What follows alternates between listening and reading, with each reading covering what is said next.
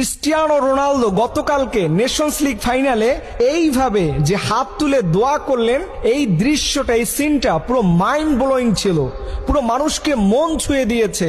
মানুষ বলতেছে যে ক্রিস্টিয়ানো রোনালদো ইসলামের আর কোন কোন বিষয় অনুসরণ করার বাকি আছে। আপনারা দেখেছেন প্রায় সময় তিনি মানুষকে সালাম দেয়, ঈদ মোবারক বলে, আল্লাহর নাম বলে, সেজদা দিয়ে লুটিয়ে থাকে মাঠের মধ্যে। এরপরে দেখা গেল সর্বশেষ যে তিনি হাত তুলে দোয়া করতেছেন। দেখেন, এই যে হাত তুলে ক্রিস্টিয়ানো রোনালদোর মতো মানুষ তিনি যে দোয়া করলেন, এটার মধ্যে একটা শিক্ষা আছে। শিক্ষাটা কি?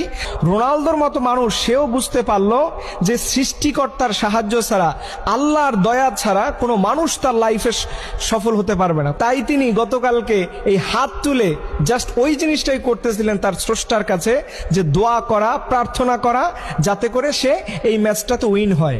দেখেন, আমরা কিন্তু এখান থেকে আমাদের জীবনে